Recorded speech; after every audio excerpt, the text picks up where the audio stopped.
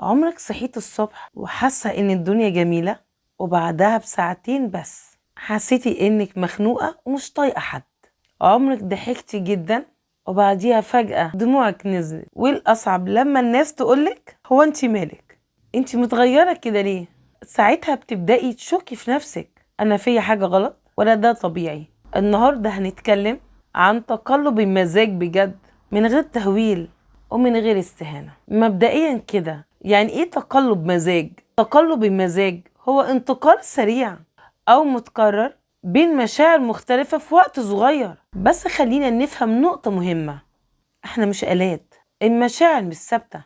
المشكلة مش ان المزاج بيتغير، المشكلة ياما التغيير يبقى مفاجئ جدا او قوي زيادة او من غير سبب واضح او مؤثر على حياتك اليومية. طب ايه الفرق بين التقلب الطبيعي والتقلب المقلق؟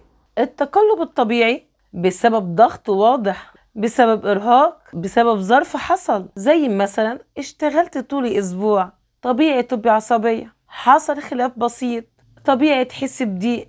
هنا المزاج بيتغير بس بيرجع يتظبط.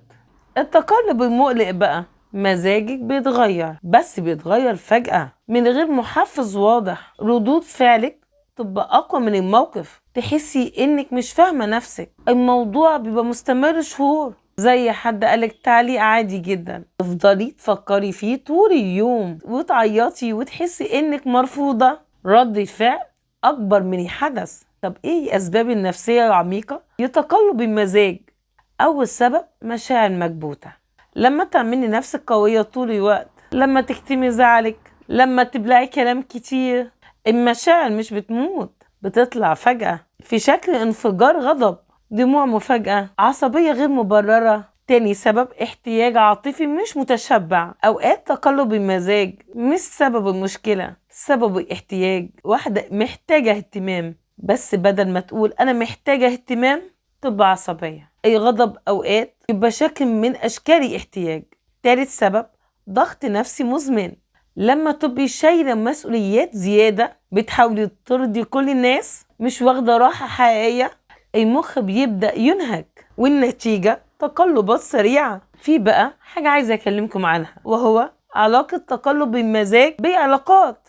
الشخص اللي مزاجه متقلب ممكن يتشاف إنه صعب أو حساس زيادة أو غير مستقر، لكن الحقيقة غالبا هو مش فاهم نفسه. زي مثلا بنت بتحب خطيبها جدا، يوم بتبقى حنينة ومهتمة، يوم تاني بتبقى باردة ومقفولة. هو يحتار وهي برضه بتحتار. المشكلة مش في حب، المشكلة في مشاعر مش منظمة. تقلب المزاج لو مش مفهوم بيخلق سوء فهم كبير. طب ازاي يا دكتور اتعامل مع تقلب المزاج؟ اول حاجة اعرفي نمطك، اكتبي يومياتك لمدة اسبوعين. الساعة كام؟ كنت حاسة بايه؟ حصل ايه قبله؟ هتلاقي رابط ما بينهم. تاني حاجة اسألي السؤال السحري، انا متضايقة من ايه فعلا؟ اوقات السبب حقيقي مش الموقف اصلا، لكن حاجة قديمة متراكمة. تالت حاجة خدي مساحة قبل الرد. قاعدة ما ترديش وانتي منفعلة، سيبي 15 دقيقة، امشي وخدي نفس، المواجهة بتهدى. رابع حاجة اهتمي بأساسياتك، نوم كفاية، أكل منتظم، حركة بسيطة. الجسم لو مضغوط النفسية هتتأثر.